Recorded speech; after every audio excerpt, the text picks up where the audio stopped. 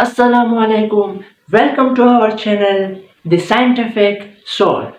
Today, our topic of discussion is endoplasmic reticulum. Endoplasmic reticulum eukaryotic cell का important organelle है और ये जो एंडोप्लाज्मिक रेटिकुलम है ये तकरीबन एवरी यूकैरियोटिक सेल में पाया जाता है। इसका मीनिंग क्या है? Endo means inside and plasmic means cytoplasm. Inside cytoplasm, reticulum means network. Inside cytoplasm एक नेटवर्क होता है, इसको क्या कहते हैं? एंडोप्लाज्मिक रेटिकुलम कहते हैं। Now we move to the definition of endoplasmic reticulum. Definition: endoplasmic reticulum is a network of flattened fluid-filled membrane-bounded sacs extended through the cytoplasm. Endoplasmic reticulum क्या है? ये flattened fluid-filled और membrane-bounded sacs है। ये sacs है जो fluids जो है ना वो filled है और ये sacs throughout the cytoplasm extend है। These sacs are known as cisternae. In sacs को क्या कहते हैं? इनको क्या कहते हैं? cisternae कहते हैं और इसका जो सिंगुलर है क्या है? cisterna।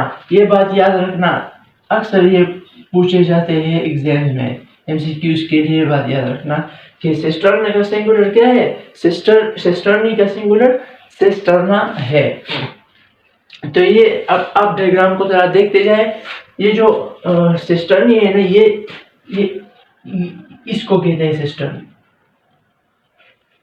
और ये जो ट्यूब्यूल है cisternae का, इसके अंदर जो स्पेस होता है, ये स्पेस, इसको क्या कहते हैं? सिस्टर्नल स्पेस कहते हैं और इसको क्या? ल्यूमेन भी कहते हैं।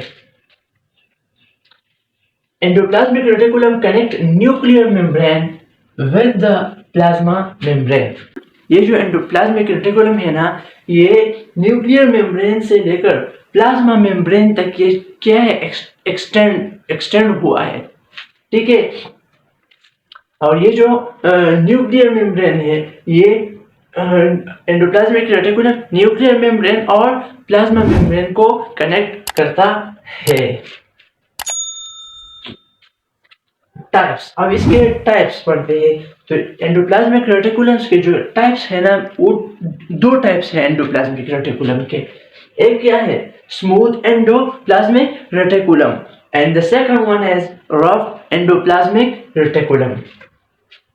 स्मूथ एंडोप्लाज्मिक रेटिकुलम, इसके नाम से जो है ना जाहिर होता है कि स्मूथ मतलब without ribosomes and rough endoplasmic reticulum means ribosomes are attached with it, ठीक है। Smooth endoplasmic reticulum ribosome attach नहीं होता और रफ एंडोप्लाज्मिक रेटिकुलम जो होता है उसमें क्या होते हैं? राइबोसोम्स अटैच होते हैं। डायग्राम को जरा देखते जाए। ये रफ एंडोप्लाज्मिक रेटिकुलम है और ये जो आपको डॉटेड स्ट्रक्चर्स नजर आ रहे हैं, ये क्या है? राइबोसोम्स है। तो ये रफ एंडोप्लाज्मिक रेटिकुलम है और ये स्मूथ एंडोप्लाज्मिक रेटिकुलम है, इस पर राइबोसोम्स अटैच नहीं होते। अब इसका फंक्शन पढ़ते हैं। तो स्मूथ एंडोप्लाज्मिक रेटिकुलम का फंक्शन ये क्या करता है? सबसे मेन फंक्शन इसका क्या है? Help in the detoxification of substances. ये जो एंडोप्लाज्मिक रेटिकुलम है ना, ये जो हार्मफुल सब्सटेंसेस होते हैं उसके डिटॉक्सिफिकेशन में क्या करता है? मदद देता है। हार्मफुल सब्सटेंसेस को डिटॉक्सिफाई करता है। जो पॉइजन सब्सटेंसेस होते हैं बॉडी के लिए हार्मफुल होते हैं। और दूसरा काम इसका क्या है? दूसरा function produce steroid hormones and some parts. तो ये क्या करता है? ये स्मूथ एंडोप्लाज्मिक रेटिकुलम ये स्टेरॉइड हार्मोन्स सम पार्ट्स में प्रोड्यूस करता है। मतलब जो सेक्स हार्मोन्स होते हैं, टेस्टोस्टेरोन हुए और इस तरह एस्ट्रोजन, ये क्या? Initiated by smooth endoplasmic reticulum. Also help in the transmission of nerve impulse. ये क्या करता है? ये smooth endoplasmic reticulum nerve impulse को ट्रांसमिशन में भी हेल्प देता है। और आखिर जो सबसे मेन इसका रोल है वो ये क्या है, वो ये smooth endoplasmic reticulum intracellular transport में ये क्या करता है, हेल्प देता है।